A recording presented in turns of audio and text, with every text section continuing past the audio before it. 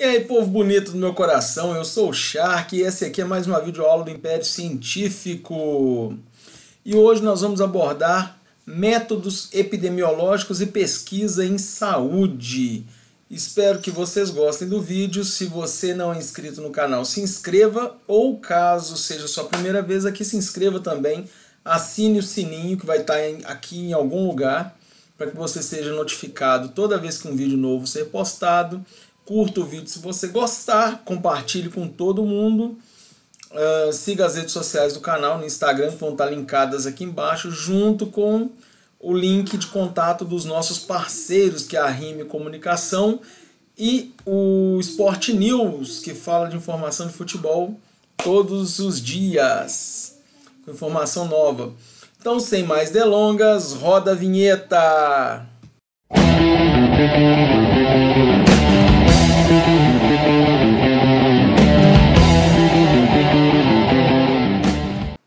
Olá, sejam bem-vindos a mais uma videoaula do canal Império Científico. Eu sou o professor Crispim Nogueira e essa é mais uma aula para os alunos do curso de Bacharelado em Educação Física, abordando os métodos epidemiológicos e investigação em saúde. Epidemiologia é o estudo de fatores que vai determinar a frequência e a distribuição de determinadas doenças na população. Um exemplo, aqui no Brasil os números de sarampo começaram a aumentar desde o ano passado.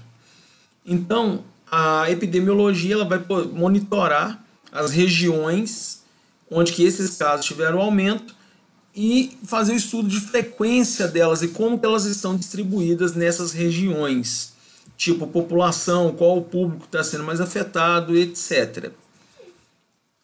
Aqui ao lado nós temos uma imagem que retrata, que demonstra que epidemiologia, que é o estudo da distribuição dessas doenças mesmos, tanto por vírus, bactérias, protozoários e ou qualquer outro corpo estranho. Clínica e estatística. Então aqui nós temos alguns tópicos que vão representar o surgimento da estatística e como que essa estatística contribuiu na análise clínica ao longo da história. Então a estatística ela surgiu após o Renascimento para quantificar o povo e o exército. Lembrando que naquele período ainda tinha muitos conflitos por demanda de território, aumentando o espaço e as fronteiras, busca por novas colônias, entre outros fatores. John Grant ele fazia tabelas mortuárias de Londres e analisava o nascimento e óbito das pessoas.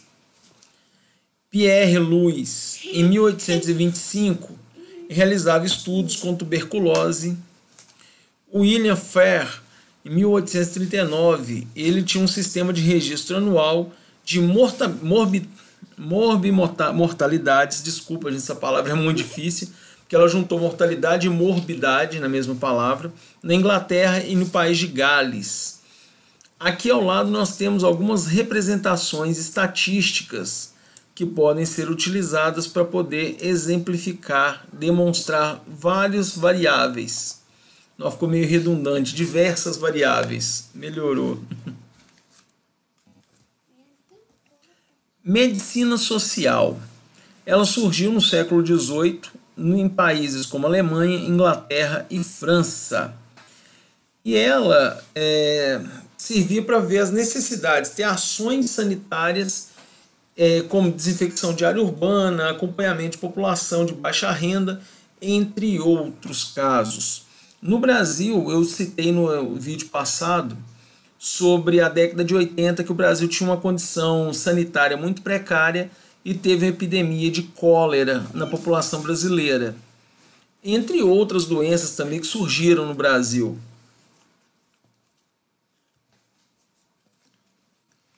Medicina sanitarista. Esse aqui eu vou ler a citação dessa autora, porque ela é muito interessante, que ela diz que a especialidade do médico sanitarista passou por inúmeras transformações ao longo de sua história. Atualmente, insere-se na área de conhecimento denominada saúde coletiva e é caracterizada por sua natureza multiprofissional e interdisciplinar.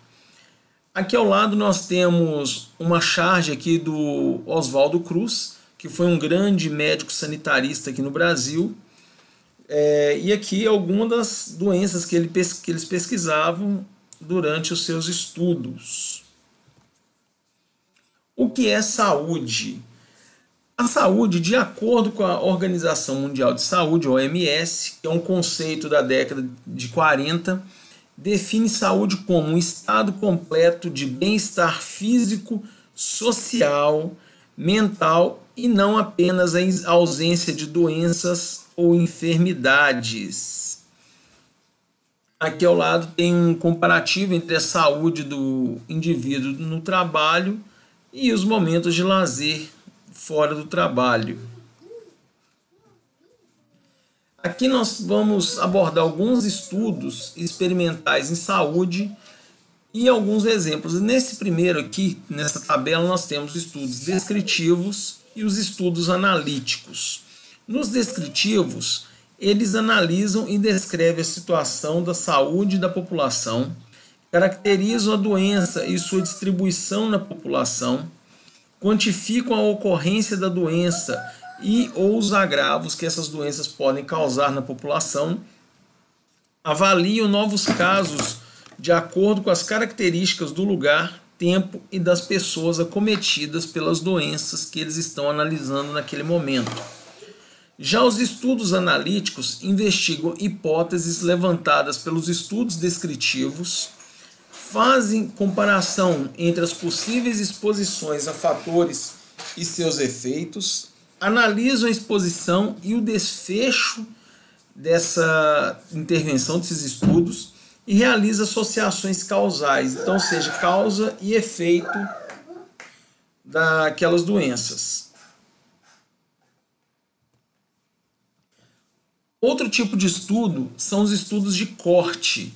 Eles descrevem as medidas de incidência de uma doença e fazem associação entre fatores de risco e condições da doença e dos riscos. Aqui na imagem ao lado, nós temos indivíduos sadios que serão expostos ou não a um vírus ou aquela doença específica, pode ser por bactéria, protozoário ou qualquer outro agente transmissível. E aí vamos descobrir se esses indivíduos expostos ou não expostos ficaram doentes ou não dentro desse estudo. Ensaio clínico. Eles são indicados para avaliar a segurança e eficácia e podem avaliar terapêuticos, que no caso seriam drogas, remédios, medicamentos, ou profiláticos, que seriam o caso das vacinas, que hoje, por exemplo, por causa da epidemia de Covid-19, o estudo das vacinas está bem em evidência na mídia. Então, sejam os estudos profiláticos. Nesse caso, vão ser analisados pacientes com a doença de interesse, como eu disse que o exemplo do Covid-19, e terá um grupo experimental, que seria a amostragem, e um grupo convencional, que é o grupo controle. Então, nesses dois grupos, vão ver se houve melhora ou não dos sintomas daquela doença que está sendo analisada naquele momento. Estudos de caso controle.